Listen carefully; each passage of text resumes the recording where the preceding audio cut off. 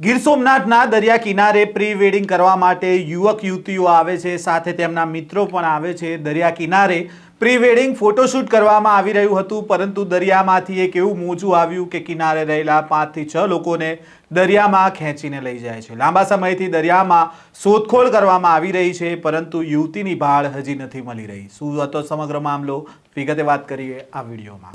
વૈષ્ણવજન તો તેને કહીએ જે પીડ પરાઈ જાનાને રે।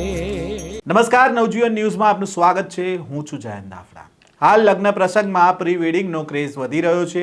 યુવક યુવતીઓ લગ્ન પહેલા દરિયા કિનારે કે પછી હિલ સ્ટેશન જેવા અલગ અલગ સ્થળ પર જઈને પ્રી વેડિંગ ફોટોશૂટ કરતા હોય છે। ક્યારેક ફોટોની લાઈનમાં જોખમી જગ્યાએ પણ પહોંચી જતા હોય છે અને પછી તેનું કરુણ અંજામ આવતું હોય છે। આવું જ કંઈક બન્યું છે ગીર સોમનાથમાં। ગીર સોમનાથ જિલ્લાના વેરાવળ નજીક આવેલા આદરી બીચ પર આજે બપોરે એક દુર્ઘટના બની છે। પ્રી વેડિંગ ફોટોશૂટ માટે આવેલા 5 લોકો દરિયાની લહેરમાં તણાઈ ગયા હતા અને તાત્કાલિક રાહત અને બચાવ કામગીરીના કારણે 4 લોકોને બચાવવામાં સફળતા મળી છે, પરંતુ એક યુવતી હજુ પણ લાપતા છે, જેની શોધખોળ અત્યારે ચાલી રહી છે। લાપતા થયેલી યુવતીનો પરિવાર કિનારા ઉપર હાલ યુવતીની ભાળ મળે તેની રાહ જોઈ રહ્યો છે અને શું કહી રહ્યા છે આ અંગે પરિવારજનો, તેમને સાંભળીએ। મારું નામ અનિલભાઈ મલદેભાઈ પરમાર, રહેવાસી જુનાગઢ।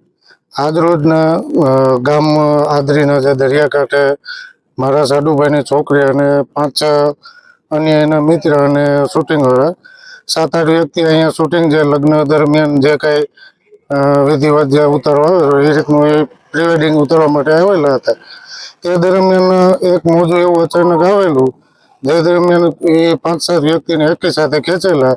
એ દરમિયાન 5 વ્યક્તિનો બચાવ થયેલો અને એક જે મારા સાડુભાઈની છોકરી છે, એનું નામ જલ્લુ ઉર્ફે જે કહે, અને એને દરિયા જે છે વહી ગઈ છે અને હાલની અત્યાર સુધી હજી શોધખોળ ચાલુ છે, પણ હજી લાશ મળેલી નથી। મારું નામ પ્રવીણભાઈ રાણાભાઈ આમહેડા, હું ગીર સોમનાથ કિંદરવા ગામનો વતની છું। આજરોજ અહીંયા આદરી મુકામે એક અઘટિત ઘટના ઘટવામાં આવી છે। એમાં અમારા અનુસૂચિત જાતિ સમાજની દીકરી આ દરિયામાં ગરકાવ થઈ ગઈ છે। અહીંયા સ્થાનિક લોકો, નવાપરા ગામના સરપંચો, અહીંયા સ્થાનિક આદરી ગામના ઘણા બધા લોકો, NDRFની ટીમ, તુલસીભાઈ ગોહેલ તેમજ કિશોરભાઈ કોહાડા દ્વારા પણ માણસો મોકલી પ્રયત્નો કરવામાં આવી રહ્યા છે।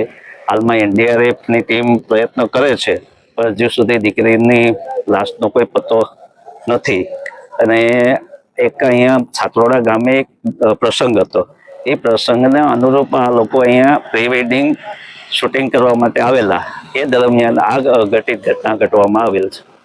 કેટલા લોકો પાણીમાં ડૂબ્યા હતા અને કેટલાનો બચાવ થયો? ટોટલ 6 કે 7 લોકો હતા, એમાંથી આ એક દીકરીનો બચાવ નથી થઈ શક્યો, બાકીના બધા લોકો બચી ગયા છે અને તેમના મોબાઈલ અને કેમેરામેનનો કેમેરો એ પણ જતો રહ્યો છે।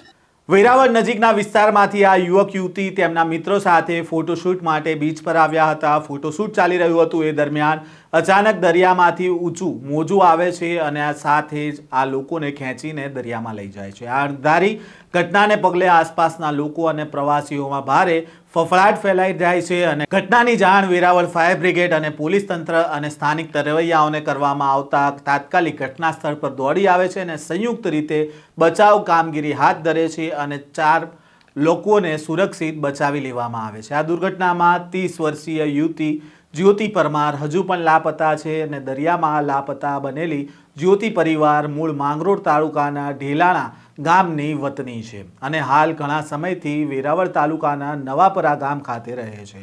લાપતા યુવતી જ્યોતિની માસીની દીકરીના લગ્ન હતા અને વર પક્ષ તથા વધુ પક્ષ માટેના લોકો પ્રી વેડિંગ શૂટ માટે આ આદરી બીચ પર આવ્યા હતા અને ત્યારે આ ઘટના બની હોવાનું સામે આવ્યું છે। આ પ્રકારના સમાચાર અને અહેવાલ સાથે ફરી મળીશું।